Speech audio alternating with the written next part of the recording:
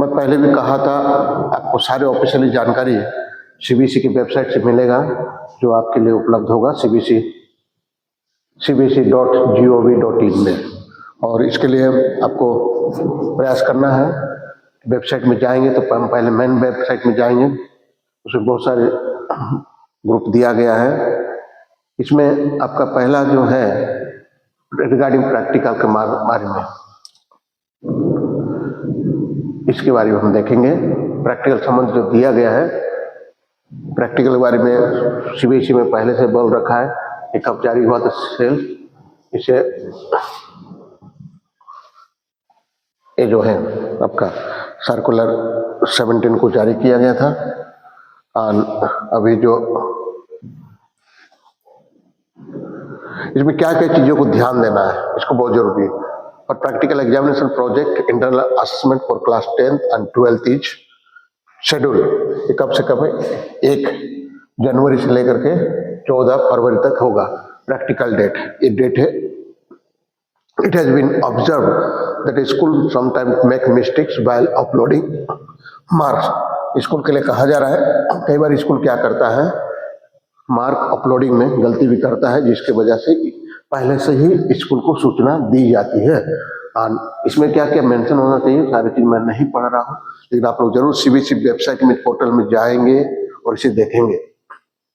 Class subject code आपको आना चाहिए, क्या है इसका कोड होता है पर्टिकुलर आपका सब्जेक्ट। क्लास 12th के लिए केमिस्ट्री, फिजिक्स, बायोलॉजी जो भी सब्जेक्ट है उसका कोड भी आपको होना याद रहना चाहिए। Subject name and actually school के लिए भी कहा जा रहा है, प्रिंसिपल के लिए और सभी के लिए, बच्चे भी इसको जानकारी रखना बहुत जरूरी है। मैक्सिमम मार्क प्रैक्टिकल एग्जामिनेशन, आपको मिनिमम मार्क, मैक्सिमम मार्क जो एमएम होता है, आपको मार्क में मैक्सिमम मार्क जितना होना चाहिए। कई क्लास 10th में 20 मार्क्स का है और 12th में कई सब्जेक्ट का 30 मार्क्स का होता है, तो उस आधार पे ये दिया गया है। तो उसके लिए maximum project assessment, maximum mark internal assessment, ये सब क्लास 10th में होता है internal assessment. Even class 12th में भी कई सब्जेक्ट 20 मार्क को, जैसे मैथ, इंग्लिश, हिंदी, 20 मार्क्स का होता है maximum internal assessment. Whether external examiner will be appointed for practical project assessment, क्या एक्सटर्नल एग्जामिनर आएगा या नहीं आएगा उसके बारे में कहा जा, माने होगा या नहीं होगा। जहां पर जो प्रैक्टिकल सब्जेक्ट है उसके लिए external examiner will be appointed from the CBSE, और रहते ही हैं। अब सभी अपने सीनियर बच्चों को प्रैक्टिकल से गुजरते हुए देखे होंगे, तो जरूर आपको याद होगा। Whether the practical answer book will be provided by the board, book भी प्रैक्टिकल बुक तो बोर्ड के जरिए से प्रोवाइड किया जाता है। जैसा आप एग्जाम लिखते हैं उसी तरह ये भी आपको प्रैक्टिकल कॉपी मिलता है।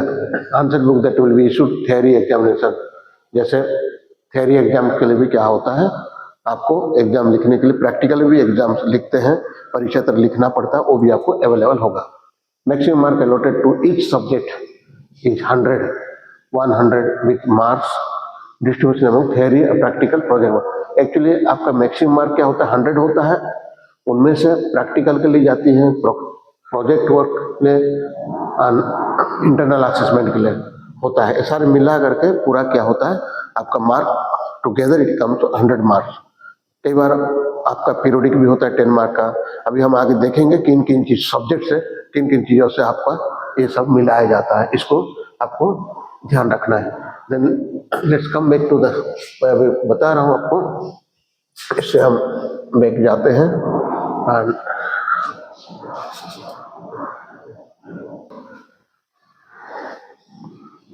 तो सीबीएसई अपने प्रैक्टिकल एग्जाम के लिए जो बनाया है उस रोड मैप को कई बार बच्चे नहीं कर पाते हैं, क्योंकि प्रैक्टिकल संबंधित उन्हें पूरी जानकारी नहीं होता है, जिस वजह से आपके लिए परेशानी होता है। तो स्टूडेंट्स, आप सभी को समझना की things student should care about CBSE practical exam. कई बार आप कई चीज़ों को नज़रअंदाज कर देते हैं। अभी हर स्कूल में सूचना दे भी गया होगा, क्योंकि सीबीएसई ने सर्कुलर जारी कर चुका है। तो आप सभी प्रैक्टिकल की तैयारी भी अभी से, परीक्षा के लिए, पेपर के लिए प्रैक्टिकल से ही शुरुआत होगा, तो इसके लिए आप बेहतर तैयारी करना है प्रैक्टिकल के लिए। प्रैक्टिकल का भी इतने आप हल्के नहीं लेना चाहिए जिससे आपके लिए परेशानी के कारण बने या नंबर कम मिले। इसलिए सभी ध्यान रखेंगे कि प्रैक्टिकल में किस प्रकार के नंबर ना कटे, उसके लिए क्या किन किन बातों को ध्यान देना है, ये मैं आपको बताने जा रहा हूं।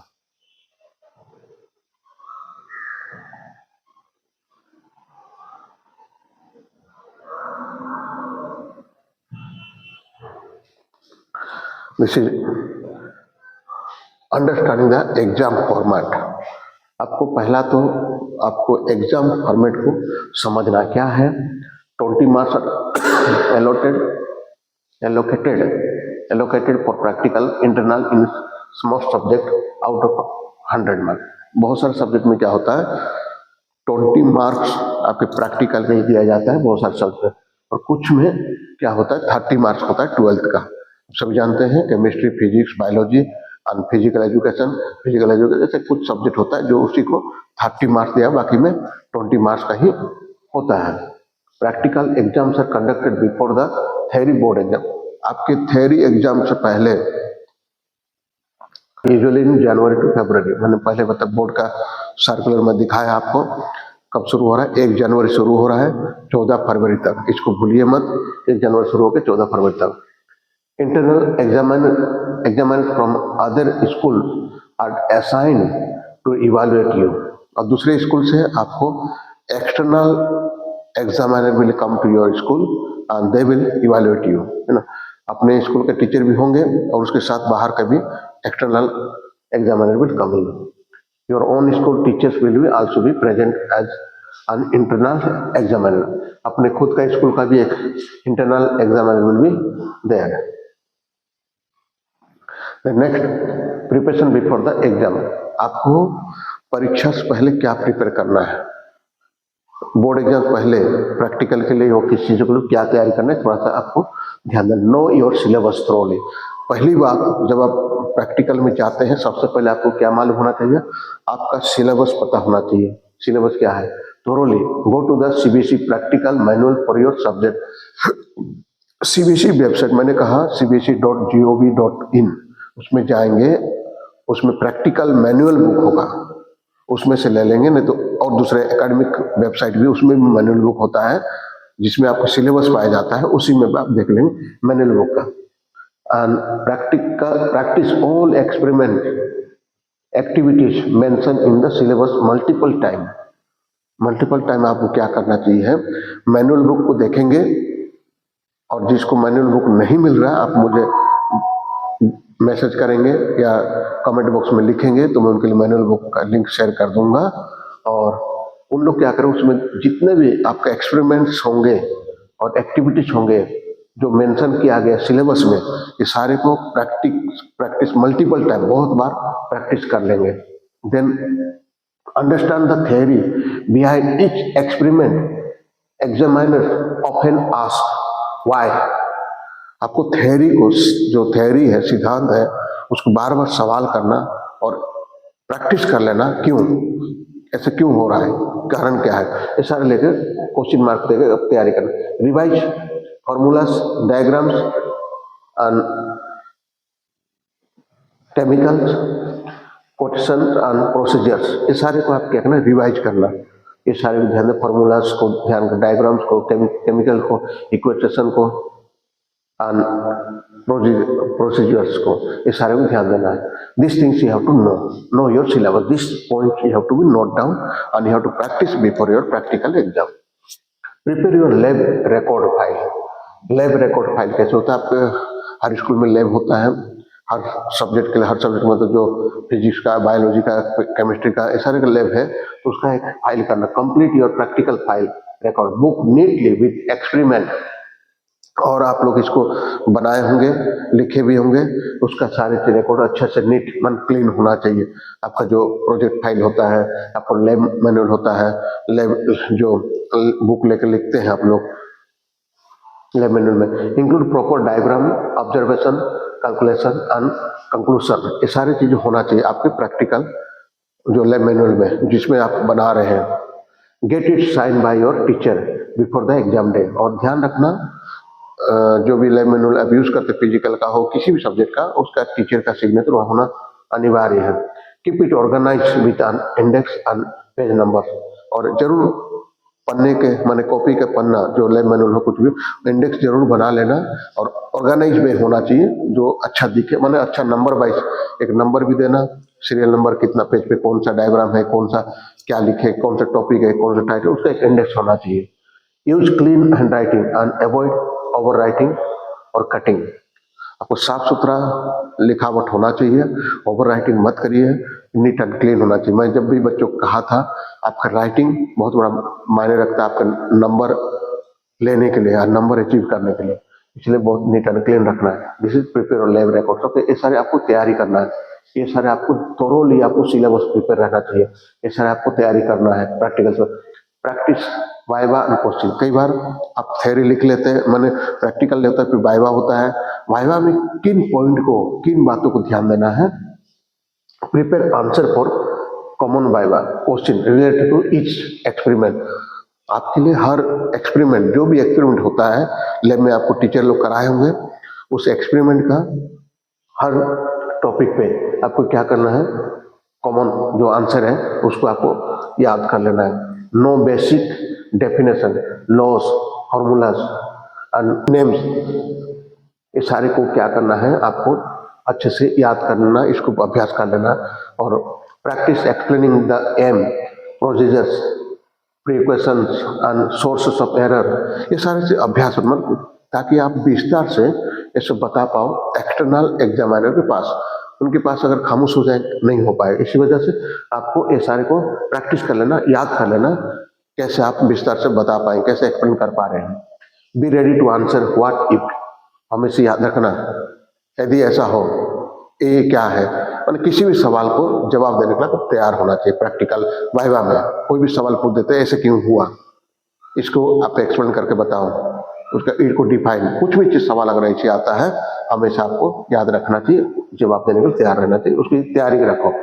Question example, what if you don't use distilled water, एक एग्जाम्पल दो, if you don't use distilled water will happen ना, क्यों क्या होगा कि डिस्टिल्ड वाटर यूज नहीं करते क्या होगा। फॉर एग्जाम्पल क्वेश्चन वाइवा में सारी चीज पूछा जाता है, तो इस बच्चे आपको जरूर इसको नोट कर लेना और तैयारी कर लेना अभी से, और मैं उम्मीद करता हूँ आपको इससे समझ में आएगा। प्रैक्टिकल एग्जाम जब पेपर होता है उस दिन के लिए क्या करना है, मैंने कहा प्रैक्टिकल से पहले किन बातों को ध्यान देना है, और 3 बातें मैंने कहा। पहले अपने सिलेबस को बेहतर तरीके से आपको जानकार रखना है, उसका लैब में जो भी प्रैक्टिकल हुआ तो उसको एक्सपेरिमेंट का पूरा चीजों को याद कर लेना है, पूरा चीजों को जानकर रखना है।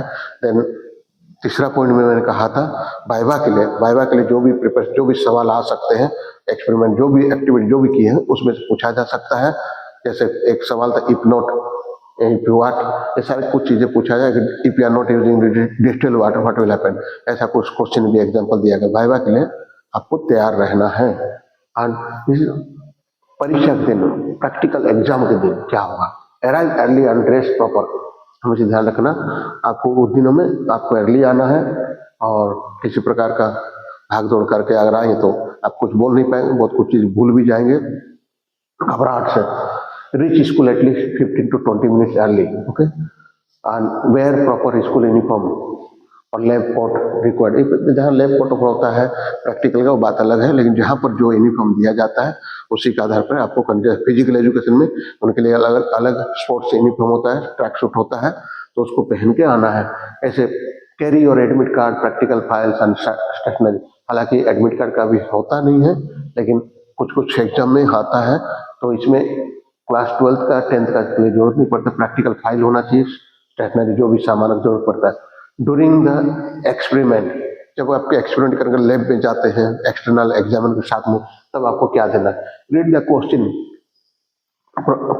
Problem carefully before starting, plan your step mental before performing the experiment, handle take accurate observation and reading, don't manipulate data, write down observation immediately in rough, then transfer to your answer sheet immediately। जो भी चीजें कहा जा रहा है ना उसको rough में बना लेना, तुरंत नोट करना, उसके लिए एक क्लास नहीं है कि दोबारा बताया जाएगा, तो तुरंत आपको इस चीज को ध्यान रखना है जो भी चीज कहा जाता है। So all calculation step by step with proper unit, और जो भी चीजें कहा जाए प्रैक्टिकल में कराया जाता है वो प्रॉपर वे में और पूरा स्टेप बाय स्टेप आपको बताना है। Draw NEET label diagram whenever required, wherever required, complete the experiment within the given time limit।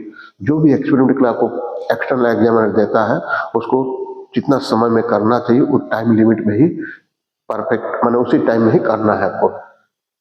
Stay calm and confident, आपको शांत रहना है, इतना घबराहट नहीं और पूरा कॉन्फिडेंस साथ रहना है, आप कर सकते हैं।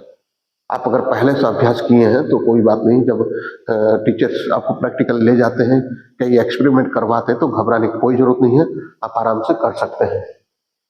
Don't panic, if you forget something take a deep breath and think calmly. अगर कुछ चीजें भूल गए ना, थोड़ा सांसें भर लीजिए और शांति से सोचिए, जरूर वो चीज याद आ जाएगा। Be polite, respectful both internal external examiner. हमें जो स्कूल के टीचर इंटरनल एग्जामिनर है, एक्सटर्नल एग्जामिनर, उनके लिए बी पोलाइट, माने शालीनता के साथ पेश आइए। किसी बातों को अगर डांट भी दे तब भी आप शालीनता बनाए रखिए, ताकि प्रैक्टिकल में किसी प्रकार का गड़बड़ी या किसी प्रकार का टेम्पर ना हो। Listen carefully instruction before the starting, आपके जो भी चीजें प्रैक्टिकल शुरू होने से पहले इंस्ट्रक्शन को ध्यान सुनना, उसमें किसी प्रकार का हड़बड़ी या किसी प्रकार बातें करने से उचित नहीं, नाम था एक्सटर्नल एग्जामिनर के लिए, इंटरनल एग्जामिनर के लिए सही माने अच्छा नहीं लगेगा। टाइम मैनेजमेंट, समय को आप कैसे मैनेज करें। Divide your time wisely between performing the experiment and writing, है ना, कितना समय में आपको लिखना है और कितना समय आपको परफॉर्म करना बताना है, कितना समय परफॉर्म करना। Don't rush, accuracy is more important then speed. Don't rush, accuracy is more important then the rush ना। आप मैंने करेक्ट सही जवाब देना बहुत जरूरी है, ना कि आप जल्दी से भाग जाना, ये उचित नहीं होगा। तो आपको ध्यान देना कि 5 to 10 minute at the end for final checking, for final checking आपको 5-10 मिनट रखना चाहिए बचा के, ताकि पूरा चेक करने के लिए। And during the viva oral examination, है ना, वाइवा के समय क्या करना है आपको, बी कॉन्फिडेंट एंड ऑनेस्ट। आपको जितना आता है बी ऑनेस्ट, किसी प्रकार की चीट पर्ची लेकर के इस चीजों को आप बताना चाहेंगे, ऐसा गलत बात है, ऐसा नहीं करना चाहिए। किसी बच्चे को कॉन्फिडेंस में रहना है, बस कॉन्फिडेंस में रहना है। Greet the examiner politely with good morning, good afternoon, sir ma'am, जो भी चीज आपको जाते साथ जरूर विश करिए, बड़े पोलाइटली आपको विश करना है। गुड आफ्टरनून हो, गुड मॉर्निंग हो, विश करेंगे आप पहले, सबसे पहले वाइवा के समय जब जाते हैं। Speak clearly and confidently, don't mumble, okay. बहुत साफ, डरना नहीं है, घबराना नहीं है, पूरा साफ शब्दों में जवाब देना है। आपको कुछ घबराने की, आप पढ़े हैं, आप उस लायक है, तभी आप उसमें गए हुए हैं, इसलिए बिल्कुल घबराना नहीं है, बहुत आराम से आपको जवाब देना है clearly. If you don't know answer, admit it politely rather than guessing wildly. कुछ आंसर अगर नहीं आता है, बस एडमिटली, सॉरी आई डोंट नो, मैंने नहीं आता है, I do not know, or I have forgotten something, you can politely answer instead of roaming here and there, ना, इधर उधर घुमाने से बात करना। Think before you speak, take a moment to organize your thoughts। कुछ भी जवाब देने से पहले आपको पूरा चीजों को सोचना है और उसको पूरा ऑर्गेनाइज करना है, क्या आप सही जवाब दें, सही एक ये में मैंने एक लाइन लेंथ बोलते हैं ना, उसी तरह आपको जवाब देना है सही सही। इसलिए आपको सोचना है, इधर उधर घुमाकर बात मत करिए। Common viva topic to prepare, क्या क्या टॉपिक हो सकता है वाइवा में, थोड़ा सा उसी में आपको देखना है। Aim of the experiment, aim of the experiment क्या हो, अब the experiment, where are you doing this, why are you doing this, आपको कहा जा सकता है वाइवा में, क्यों आप कर रहे हैं, किसी प्रकार का एक्सपेरिमेंट कर रहे हैं, क्यों एक्सपेरिमेंट किया जा रहा है, उस सवाल पूछ सकता है सामान्य जवाब। Apparatus use, name and function of each instruction, ये सारी चीजें आपको थोड़ा सा वाइवा टॉपिक हो सकता है। Observation, what did you observe and why, this can be a topic. Source of error, what could cause mistakes in your results, ना, this are the some common topic. Body language tips, body language, आपके body language कैसे होना चाहिए, maintain good eye contact with the examiner, stand sit straight with confidence, झुक करके ऐसे bend होकर कैसा नहीं, पूरा स्ट्रेट रहना है और आपको क्या है पूरा स्ट्रेट रह करके जवाब देना है।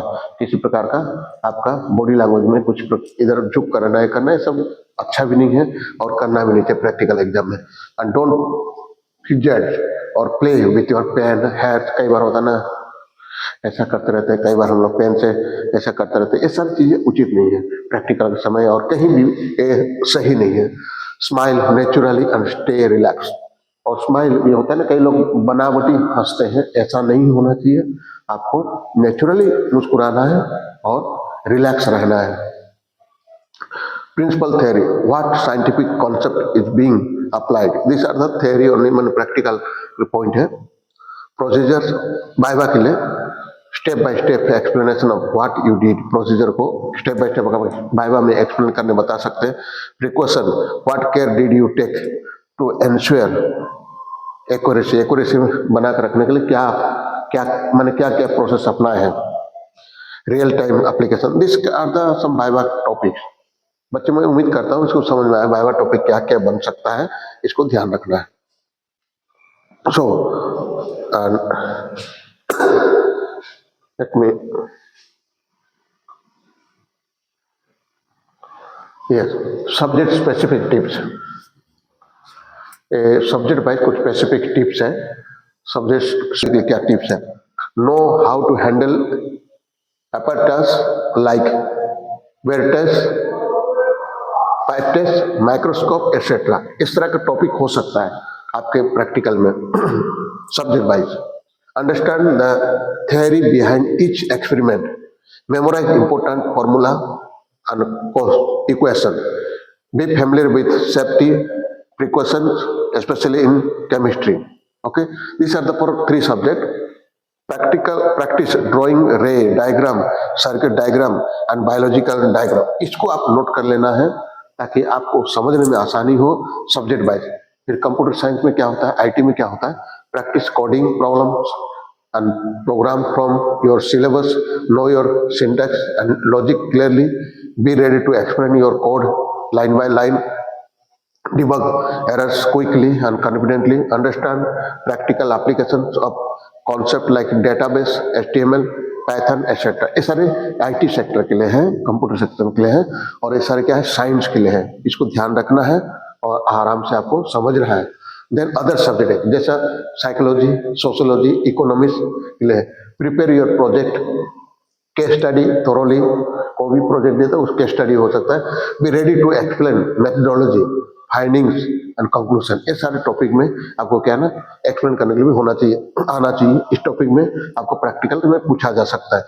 Understand statistical tools of survey methods you used, keep your project reports neat and well organized, this can be for your subject। so आपको ध्यान रखना है सब्जेक्ट वाइज में कुछ कॉमन ऐसे कुछ टॉपिक दिया हूँ, टिप्स दिया हूँ, इसको आपको काम करना है जो आपके प्रैक्टिकल में हो सकता है सारी चीजें।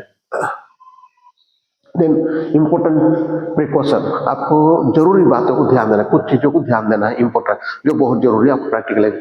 Lab safety and etiquette, handle glassware and chemical carefully, है ना, सारी चीजें हैं। Don't taste or directly smell any chemical, आपको should not taste or don't taste directly or smell directly. Okay, inform the teacher immediately if you break any apparatus, कुछ भी सामग्री उसमें से टूटा है कुछ चीजें तो आपको तुरंत इन्फॉर्म करना है टीचर को।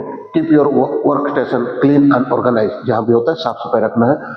Don't disturb other student during their practical. These are the important precaution you have to follow.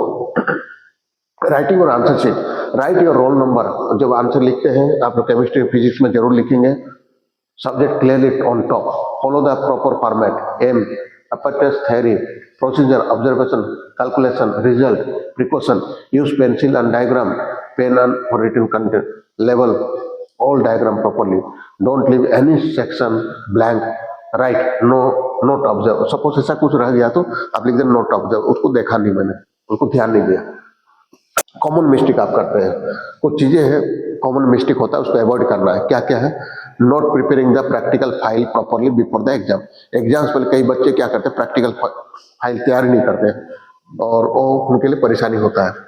Then rushing through the experiment without understanding, experiment के लिए चले जाते हैं बिना समझे ही, ये भी अच्छा नहीं है। कुछ चीजें को सामान्य गलती हो जाता है, इसको नहीं करना चाहिए।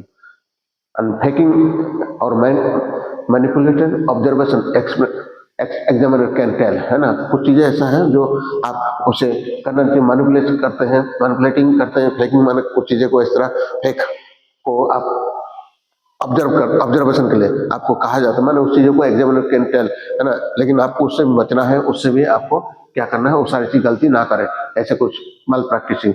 बीइंग ओवर कॉन्फिडेंस भी नहीं होना है, और रूड ड्यूरिंग वाइवा, और रूड बिहेवियर भी नहीं होना चाहिए। इग्नोरिंग प्रिकॉशन और सेफ्टी मेजर्स, और ऐसे कुछ भूल नहीं जाना, प्रिकॉशन किस बार चीज लेना है नहीं लेना है, ये सारी चीजों को आप ध्यान देना है।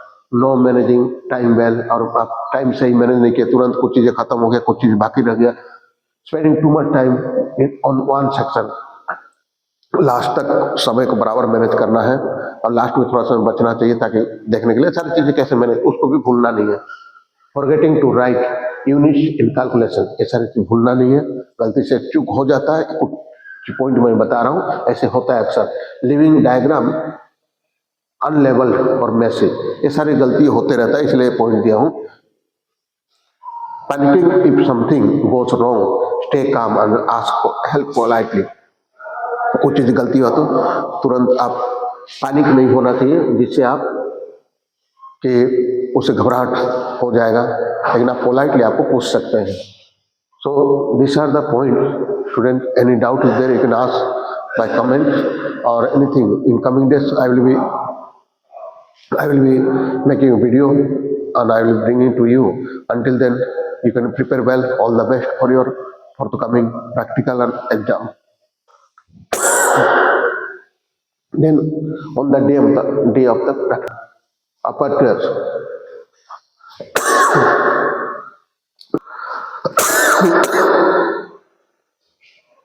आपके थ्योरी एग्जाम्स पहले आपका प्रैक्टिकल होता है।